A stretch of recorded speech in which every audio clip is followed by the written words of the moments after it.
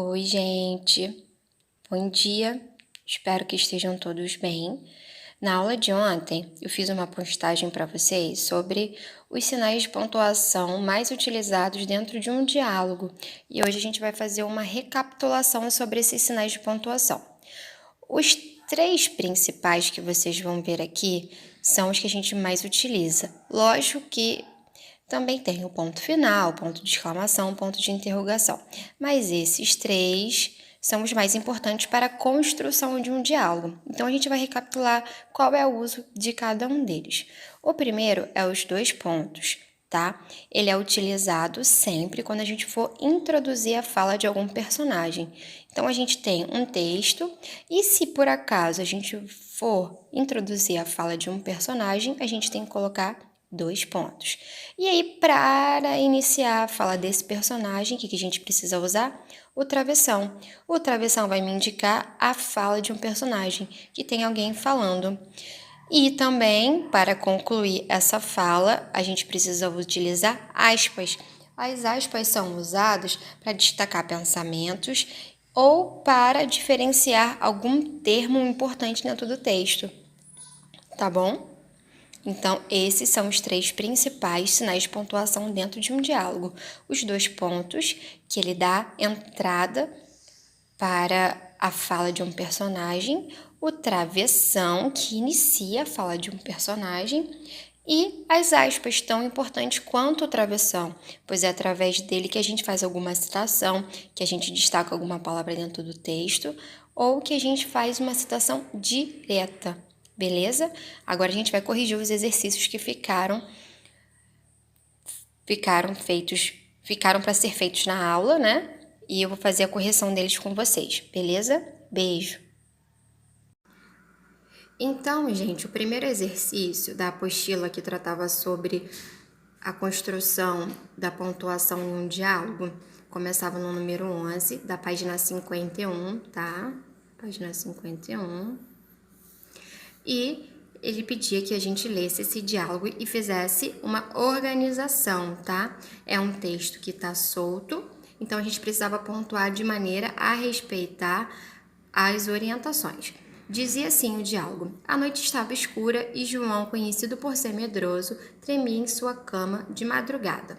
Ao ouvir um barulho do lado de fora, gritou: Mãe, socorro, não quero mais dormir sozinho. A mãe, zelosa lá do seu quarto, calmamente respondeu: Venha cá, querido, tenho uma história para lhe contar. Então, a gente precisa organizar, como pede na letra A, esse diálogo usando 2 pontos e travessão. Gente, vim para o computador porque fica mais fácil de mostrar para vocês como que vocês têm que pontuar esse diálogo conforme foi solicitado na letra A do número 11, beleza? Da página 51. A noite estava escura e João, conhecido por ser medroso, tremia em sua cama. De madrugada, ao ouvir um barulho do lado de fora, gritou. Vou colocar 2 pontos. Por que 2 pontos? Porque a gente vai introduzir uma fala. A fala do João gritando à mãe. Travessão. Mãe, socorro, não quero mais dormir sozinho. E aí a gente continua a narrativa. A mãe zelosa lá do seu quarto calmamente respondeu. Se ela respondeu, obviamente eu vou introduzir outra nova fala. Se eu vou introduzir uma nova fala, eu tenho que utilizar 2 pontos. Se eu utilizo 2 pontos, obviamente a gente vai começar essa nova fala com o travessão. Venha cá, querido, tenho uma história para te contar. Já na letra B do número 11, continuando a questão, a apostila solicitava que a gente utilizasse agora 2 pontos e aspas para poder organizar o diálogo. Então, vamos lá. Mesmo esquema de pensamento, tá? A noite estava escura e João, conhecido por ser medroso, tremia em sua cama. De madrugada, ao ouvir o barulho do lado de fora, gritou: 2 pontos, eu vou introduzir uma nova fala, uma nova interlocução. Só que agora eu não tenho um diálogo direto. Eu tenho uma citação. Então, o que eu vou colocar? Aspas.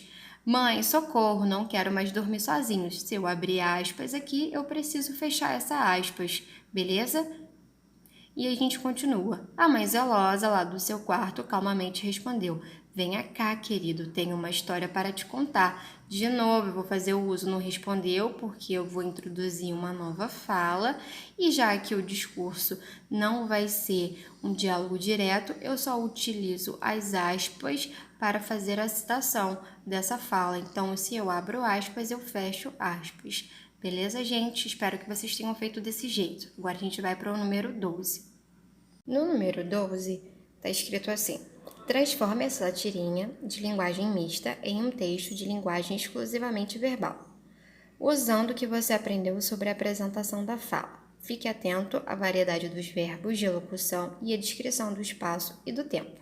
A gente tem uma tirinha, certo? Tirinha, onde a gente tem uma linguagem mista. Vamos lembrar que é uma linguagem mista. É o uso da linguagem escrita mais o uso de imagens, tá? Então, eu mesclo escrita e imagem, então eu tenho uma linguagem mista. Então, ela solicitava que a gente trocasse de linguagem mista para uma linguagem exclusivamente verbal. Entretanto, a gente precisava adequar isso a um diálogo. Então, a gente precisava ler, tá?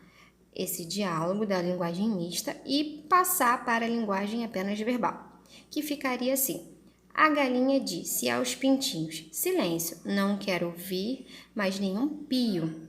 Um dos pintinhos respondeu: pir. A galinha retrucou: nós somos galinhas caipiras. Ou seja, a história que estava numa linguagem mista, com balãozinhos representando a fala, eu fiz uma reprodução de linguagem apenas verbal.